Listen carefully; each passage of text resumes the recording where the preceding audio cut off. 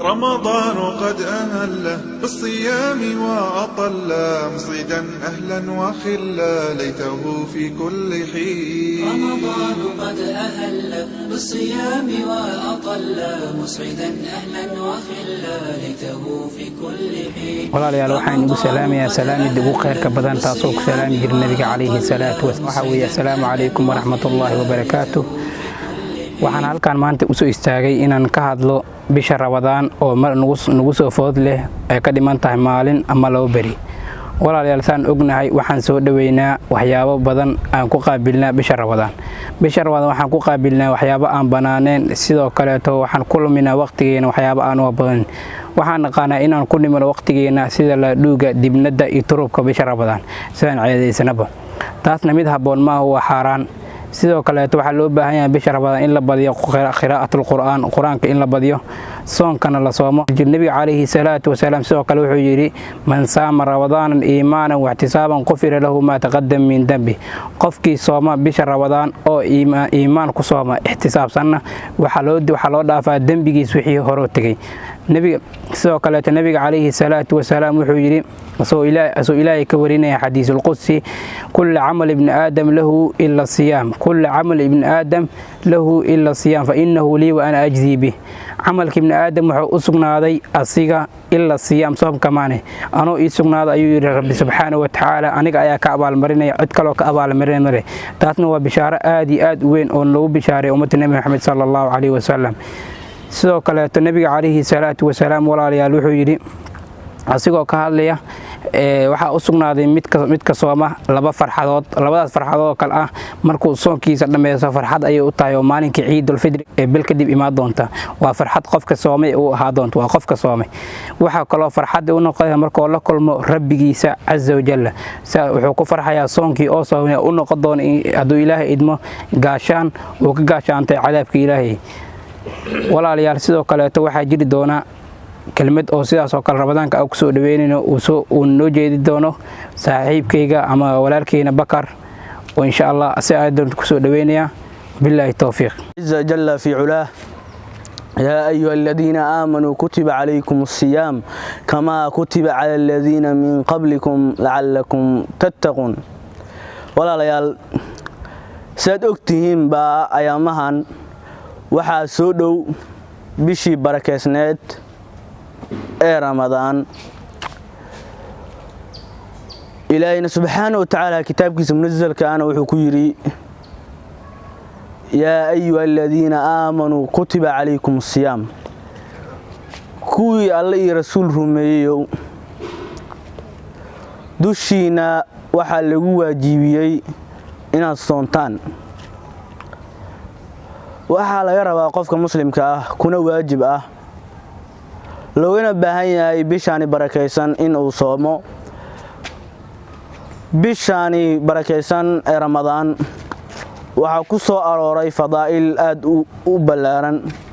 fadaa'ishaas waxa kamid ah nabiga calayhi salaatu wassalaam xadiiskii Abu Hurayra wuxuu ku yiri uu warinayay Nasaa'i أتاكم رمضان waxa idin yimid bishii Ramadaan waxay tahay mid barakeysan. waxa la doonayaa bishaasi dhexdeeda oo la sameeynaya waxa la xirayaa abwaabta jahiimo. waxa la furayaa samada albaabadeeda. waxa la xirxirayaa shayaadiinta. sidoo kale nabiga calayhi salaatu wasalaam wuxuu yiri xadiiskii Abu Hurayra man saama ramadaana iimaanan wa ihtisaaba. qofkii sooma Ramadaan asagoo rumaysan ihtisaabsanaya waxa loo dhaafayaa wixii hormaray oo dambaydiisa kamid ah. sidoo kale xadiisku waxa ku sugnaay waa man qaama laylatal qadri iimaanan wa ihtisaaba. qofkii istaaga habeenka laylatul qadriga asagoo rumaysan ihtisaabsanayana sidoo kale waxa loo dhaafayaa qufira lahu ma taqaddama min dambi wixii hormaray oo kamid ah dambiyadiisa. sidoo kale nabiga calayhi salaatu wasalaam xadiiskii Sahl bin Sa'd wuxuu ku yiri asagoo tilmaamaya dadka saa'imiinta ah ee sooman in jannada ay ka leeyihiin albaab u gaar ah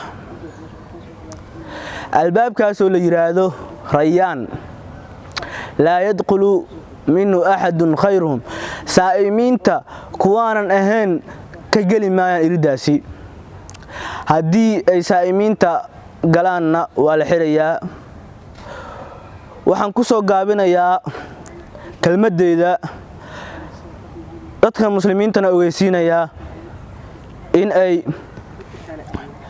bishaan ku soo dhaweeyaan si wanaagsan aanan lagu soo dhaweyn faaxishada iyo munkarka aan lagu soo dhaweyn in turub iyo dubnad iyo la ciyaaro iyo laandhu iyo banooni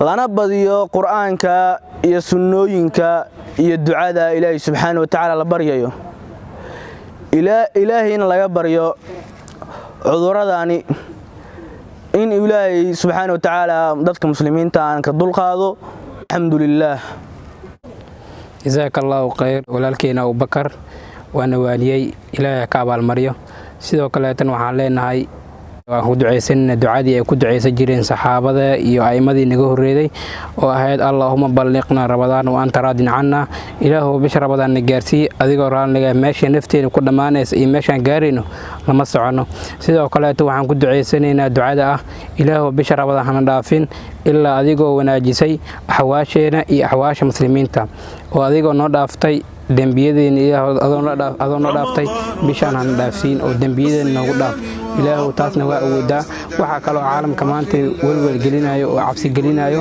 cudur xanuunkiisa wato oo Ilaahay soo dejiyay taasna waxa looga badbaadi karaa inaan badino ducooyinka inaan badino sidoo kale tana Ilaahay aan ka barino inuu Ilaahay naga dulqaado bisha Ramadaanna aan Ilaahay ka barino inuu bishaas Ramadaan إلهي خير كيدنا نوافجيه إذا نقول الساجن عذر كاس وبالله توفيق والسلام عليكم ورحمة الله تعالى وبركاته.